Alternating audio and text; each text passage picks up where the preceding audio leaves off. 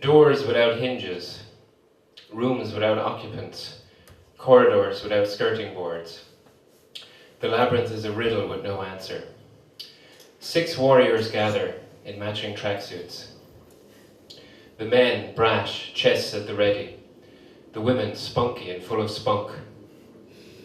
Gary from Morecambe, Mark from Northumberland, Keith from Chiswick. Julie, the fitness instructor. Kim, the assistant womble. Margaret, manager of a takeaway. Richard O'Brien is here. By dungeon keeper. Virgil in a leopard print jacket. Gadding about like a friendly hobgoblin, dropping clues like breadcrumbs. They set foot in the Aztec zone, not jungle, not desert, but both. The overgrown heart of the crystal maze, where time flows in drips. It's a mental game, but for Keith the mind games have already begun. What do you see, Keith? I see a big box with some rope. Can you see the crystal? He could see it, winking at him like the eye of an adulterous woman. Beneath the chorus of unhelpful shouted advice, it whispered to him, Keith, its voice warm and inviting. You'll never possess me, Keith. You have loads of time, Keith, they all shouted, but he didn't.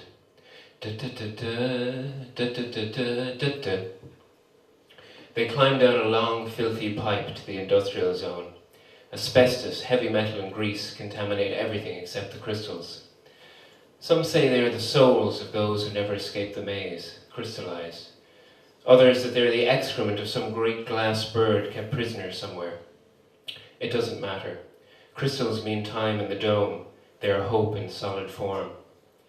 Julie takes a physical game and wins. She has to throw a hoop over some sticks. Her joy lasts as long as her prize. 5 magnificent seconds. They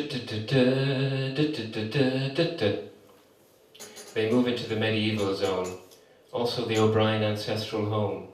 Richard's mum, Mumsy O'Brien, still lives here, in a mystery room. It's the only room with a chair, and he's not sure she's his real mother. He leads the brave ones away from her door.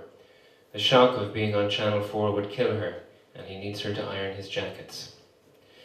Gary tries to solve a mystery, and everyone feels sorry for him. He's a chartered accountant and has no room in his head for mystery. Richard practically gives them the crystal.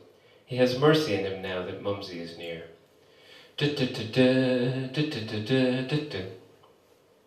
Their molecules reassemble in the future zone. Everyone checks themselves.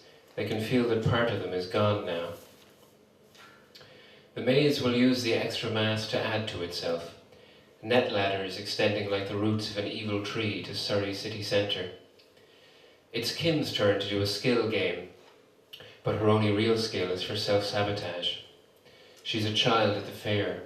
She wants the bear. Her hands are bold, won't do what they're told. It's an automatic lock-in.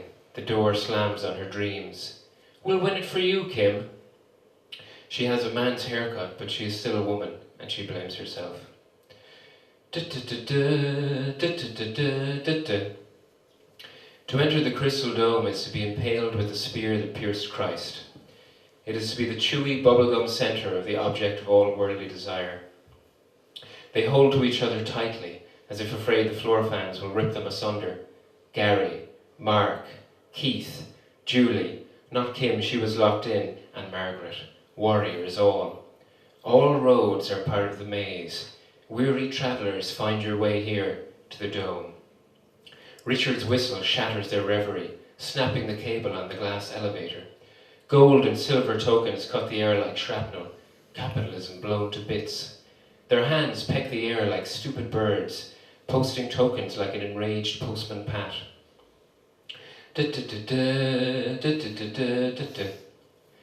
Life was hard for Keith in the years after the maze. He went through a divorce, lost the kids, and he got something stuck in his eye that never really came out. There weren't any good quiz shows on telly anymore. The Cube is shit. He used to joke that being on Crystal Maze was the only good thing that ever happened to him, but he was being serious. Every now and then he takes the crystal out from its box on the mantelpiece and cups it. I cracked the crystal maze, the writing says. Well, Keith, he says to himself, you did very well.